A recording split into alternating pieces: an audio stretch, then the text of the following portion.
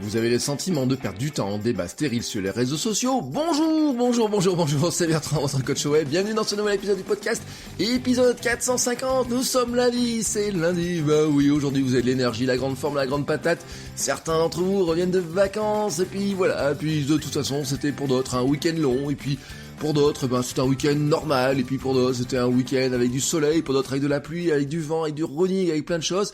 J'espère en tout cas qu'il y a eu de la création de contenu, des nouveaux podcasts, des nouvelles vidéos, des nouveaux billets de blog, des pages qui se sont écrites pour le NaNoWriMo, je ne sais quoi, mais j'espère en tout cas que vous avez fait plein de choses ce week-end. Moi, vous voyez, j'ai la grande forme, la grande patate, de l'énergie, bah oui, comme vous, voilà. Et aujourd'hui, je voudrais vous parler d'une petite expérience en ce moment que je fais, une petite expérience, allez, on va dire ça comme ça. Depuis quelques jours, en fait, je teste un nouveau truc sur les réseaux sociaux, notamment Facebook et Twitter. Alors voilà, je vous explique le cadre, je vois passer des discussions, tranquillement, je me dis que je pourrais répondre, que le message...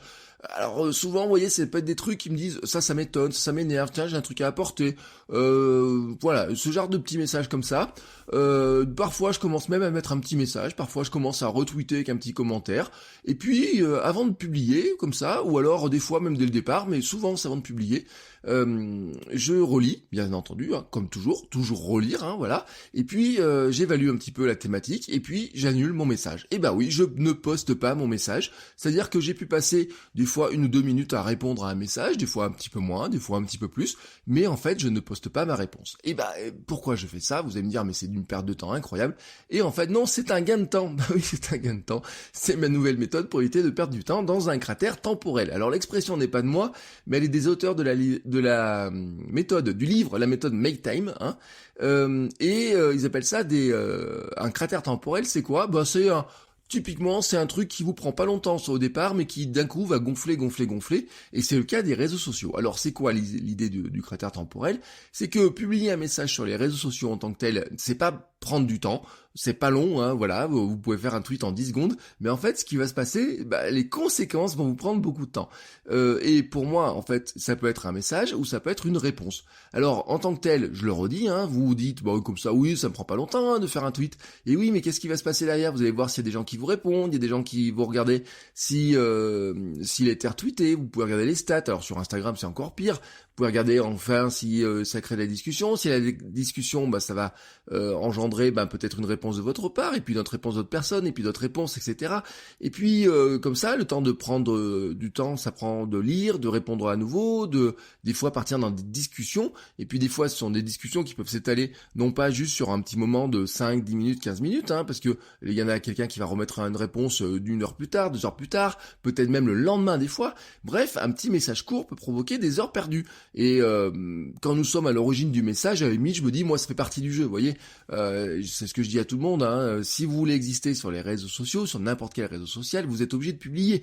Alors, publier un message, ça peut être soit vous le faites à l'origine et vous publiez, soit vous êtes en réponse à ceux qui publient du contenu, mais quelque part, vous êtes obligé de vous exprimer. Alors, quand c'est vous qui vous exprimez à l'origine sur un sujet qui vous intéresse, moi, je trouve que ça fait partie du jeu. Quand il s'agit d'une réponse, il faut évaluer si ça vaut vraiment le coup, si ça vaut la chandelle, comme on dit. Et dans la plupart du temps, quand j'annule mon message, c'est quand je sors de ma thématique. C'est quand je sens que finalement, c'est une thématique qui m'intéresse en tant que telle, parce que en tant qu'être humain, en tant que citoyen, en tant que Français, en tant que citoyen du monde, en tant que habitant de cette planète, quand on parle d'écologie, quelque part, j'ai pas envie de me battre dessus, ou alors je me battrai autrement que par un tweet qui va être toujours très réduit parce qu'il faut enlever les mots, etc., parce qu'on a la limite. Et puis je me dis, c'est souvent on parle dans le vide. Alors il y a des sujets comme ça où on va parler un petit peu dans le vide, où ça sert à rien d'essayer de convaincre les autres de changer de position. Par exemple, ça peut être la médecine et l'homéopathie au sens large. Je ne suis pas médecin, je ne suis pas homéopathe. Chacun a son avis sur l'homéopathie, sur la médecine, sur tout ce que vous voulez, etc. Moi, j'ai décidé de ne plus rentrer là-dedans. J'ai encore vu un message ce week-end sur des histoires avec des enfants, etc. Quelqu'un qui s'amuse à relayer ça, et j'ai commencé à mettre une réponse, et non, je l'ai pas mise ma réponse. Mais j'en ai d'autres, des sujets comme ça, la réforme de Pôle emploi en ce moment qui agite beaucoup, et pourtant il y en a des choses à dire. La politique au sens large, hein. Moi j'ai décidé que j'allais arrêter de parler de politique, d'arrêter de me donner mon avis sur pas mal de choses là-dessus. Certaines discussions sportives, hein, parce que franchement, il y a des fois ça déroule ça part sur un sujet, 2 sujets, 3 sujets, etc. Alors des fois oui, par exemple j'ai donné mon avis sur le rugby, parce que j'ai regardé la Coupe du Monde de rugby. Des fois quand c'est sur certains sports que je regarde un petit peu comme ça en direct, et oui, je le fais. Mais après je rentre pas dans les polémiques stériles, vous voyez, des petites guéguerres entre les clubs, des petites chamailleries entre supporters, etc. La plupart du temps, je ne rentre plus là-dedans. Et puis tout ce qui est par exemple critique de la presse, vous voyez, de ce que font les médias, des questions que se posent, est-ce que tel chroniqueur fait ça, est-ce que tel chroniqueur fait ça, etc. Ça veut pas dire que j'en ai rien à faire, hein, voilà, tout simplement, mais c'est juste que j'ai décidé que je n'allais pas perdre de temps dessus. Parce que, pourquoi cette histoire-là? Ce week-end, j'ai regardé un petit peu.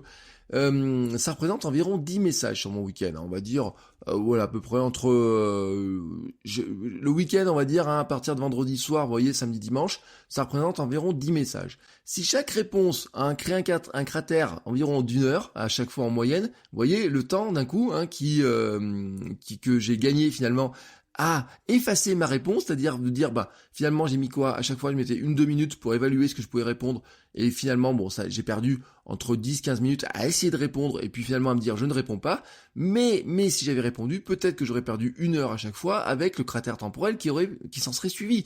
Voilà, et donc, c'est facile, hein, de calculer dans ce cas le temps économisé, et surtout la sérénité gagnée. Oui, voilà, c'est vraiment de la sérénité.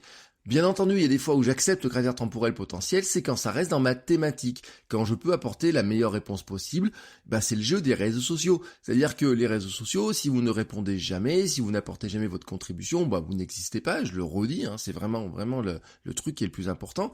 Mais j'accepte le cratère temporel qui peut suivre quand ça a vraiment un sujet sur lequel je peux apporter ma plus-value, voilà, tout simplement ma plus-value, et ne pas être juste le café du commerce. C'est un petit peu comme ça que j'estime les choses, vous voyez. C'est-à-dire qu'à un endroit donné, où je dis, là, quand on parle de médium, de YouTube, de réseaux sociaux, de communication, de marketing, de vente, de création de contenu, etc. Oui, là, je peux apporter ma plus-value. Là, je peux apporter un commentaire qui, je pense, va essayer d'être le plus intéressant possible et vraiment aider à la discussion sur toutes les autres thématiques. J'ai décidé que ce n'était plus mes critères temporels à moi, que je les laisse à d'autres personnes, voilà, tout simplement, et que moi, j'ai bien mieux à faire, comme par exemple, aller écrire tranquillement des nouveaux billets de blog, préparer des épisodes de podcast ou préparer des nouvelles vidéos. Voilà, c'est mon choix de gestion du temps, tout simplement, dont je vais vous faire part ce matin. Je vous souhaite à tous une très belle journée. On se retrouve demain pour un nouvel épisode. Ciao les créateurs!